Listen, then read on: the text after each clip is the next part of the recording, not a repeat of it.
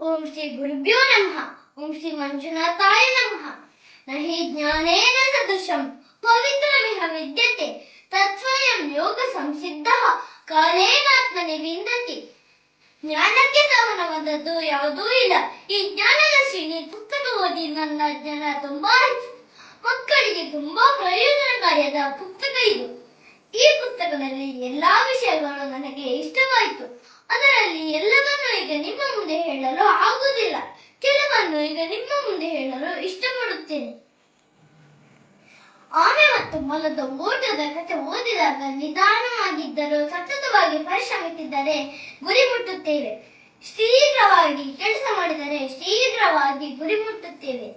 ಕೂಡಿ ಮಾಡಿದರೆ ಸುಖ ಎಂದು ತಿಳಿಯಿತು. ಸೋಲನ್ನು ಒಪ್ಪಿಕೊಳ್ಳಬೇಕು, ಆದರೆ ಅಪ್ಪಿಕೊಳ್ಳಬಾರದು. ಸೋಲಿಗೆ ಹೆದರದೆ ಸತತವಾಗಿ ಪರಿಶ್ರಮಿಸಿದರೆ ಗೆಲ್ಲುತ್ತೇವೆ ಎಂಬುದನ್ನು ಸಿದ್ಧಾರ್ಥ ಮತ್ತು ಅಳಿಲಿನ ಕಥೆಯಿಂದ ತಿಳಿದೆ. ಸಮಸ್ಯೆಯನ್ನು ಪರಿಹರಿಸುವ ವಿಷಯ ಬಿರುದು ಮತ್ತು ಅಜ್ಜನ ಕಥೆಯಿಂದ ಓದಿದಾಗ ತುಂಬಾ ಖುಷಿಯಾಯಿತು. ವಿಶ್ವೇಶ್ವರಯ್ಯನವರ ಜೀವನದ ಕಥೆಯಿಂದ ಮಕ್ಕಳ ಎದುರಿಗೆ ಮಾತನಾಡುವಾಗಲೂ ಎಷ್ಟು ಸಿದ್ಧತೆ ಮಾಡಿಕೊಳ್ಳಬೇಕೆಂದು ತಿಳಿದು ತುಂಬಾ ಖುಷಿಯಾಯಿತು.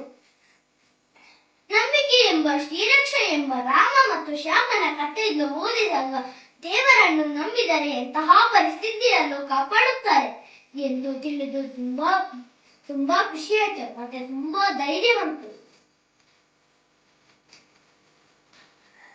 ಮೆದುಳಿಗೆ ಮೇವು ಶ್ಲೋಕಗಳು ಅಂತೂ ತುಂಬಾ ಇಷ್ಟವಾಯಿತು.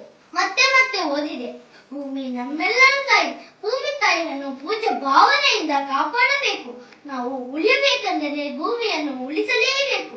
ಭೂಮಿ ತಾಯಿಯ ಮಹತ್ವ ತಿಳಿದು ತುಂಬಾ ಖುಷಿಯಾಯಿತು.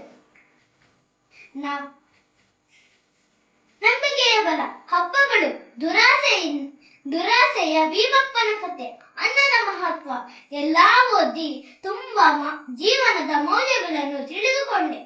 ಈ ಅಮೂಲ್ಯ ಪುಸ್ತಕ ಒದಗಿಸಿದ ಶಾಂತಿವನ ಟ್ರಸ್ಟ್ ಹೆಗ್ಗಡೆಯವರಿಗೆ ಹಾಗೂ ನನ್ನ ಶಾಲೆ ಶಿಕ್ಷಕರಿಗೆ ಧನ್ಯವಾದಗಳು.